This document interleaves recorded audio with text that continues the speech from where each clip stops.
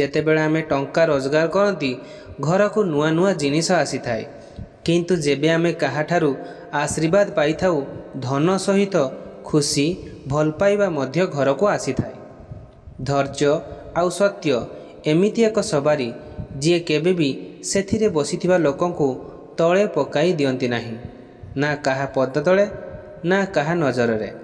ଜୀବନରେ ତୁମେ କେତେ ରୋଜଗାର କରିଛ ଏହା ତୁମ ଧନ ସମ୍ପତ୍ତିରୁ ଜଣାପଡ଼େ ନାହିଁ, ବରଂ ଶେଷ ଯାତ୍ରାର ଭିଡ଼ରୁ ହିଁ ଜଣାପଡ଼େ। ସତ୍ୟ କେବଳ ସେମାନଙ୍କ ପାଇଁ କାଟୁତୁଲ୍ୟ ଯେଉଁ ଲୋକ ମିଛ ସାଥିରେ ରହିବାର ଅଭ୍ୟସ୍ତ କରିନେଇଛନ୍ତି। ଜୀବନରେ ଜିତିବା ପାଇଁ ଜିଦ୍ଦି ରହିବା ଜରୁରୀ, ଆଉ ହାରିବା ପାଇଁ ଭୟ ହିଁ ଯଥେଷ୍ଟ। ଭରସା ରଖ ବନ୍ଧୁ, ଯେତେବେଳେ ଆମେ କାହାର କିଛି ଭଲ କରୁଛନ୍ତି ତେବେ କେଉଁଠି ନା କେଉଁଠି ଆମ ପାଇଁ କିଛି ଭଲ ହୋଇଥାଏ। କୌଣସି ବି ବ୍ୟକ୍ତିର ସହନଶୀଳତା ଏକ ଟଣା ଯାଇଥିବା ରବର ପରି। ଏକ ନିର୍ଦ୍ଦିଷ୍ଟ ସୀମା ପର୍ଯ୍ୟନ୍ତ ଟଣାଯିବା ପରେ ତାର ଛିଣ୍ଡିବା ନିଶ୍ଚିତ ହୋଇଯାଇଥାଏ। ଯିଏ ସବୁବେଳେ ବଦଳି ଯାଉଥାଏ ସିଏ କେବେ ବି କାହାରି ହୋଇପାରିନଥାଏ। ସିଏ ସମୟ ହେଉ କିମ୍ବା ମଣିଷ।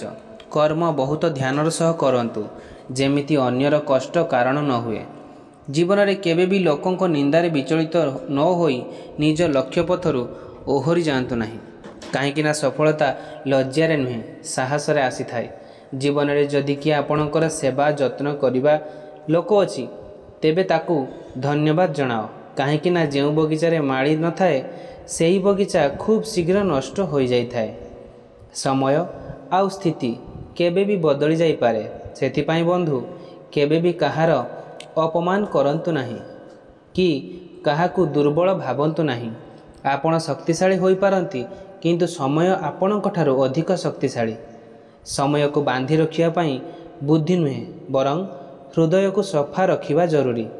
ସତ୍ୟ କୁହ, ସ୍ପଷ୍ଟ କୁହ ଏବଂ ମୁହଁରେ କୁହ। ଯିଏ ନିଜର ହୋଇଥିବ ସିଏ ବୁଝିପାରିବ, ଯିଏ ପର ହୋଇଥିବ ସିଏ ହିଁ ଦୂରେଇ ଯିବ।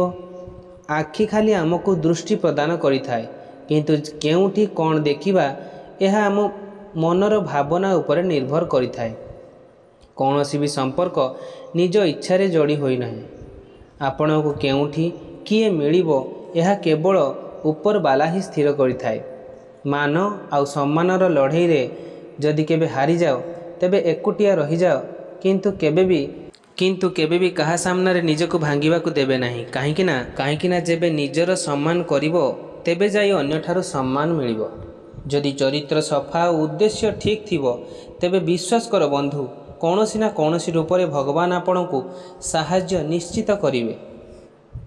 ଯଦି ଏହି ଛୋଟ ଛୋଟ କଥା ଆପଣଙ୍କ ହୃଦୟକୁ ଟିକେ ବି ଛୁଇଁଛି ତେବେ ଚ୍ୟାନେଲକୁ ସବସ୍କ୍ରାଇବ୍ କରି ପାଖରେ ଆସୁଥିବା ଲାଇକ୍ ବଟନକୁ ଦବାଇବାକୁ ଭୁଲନ୍ତୁ ନାହିଁ। ଜୟ ଜଗନ୍ନାଥ।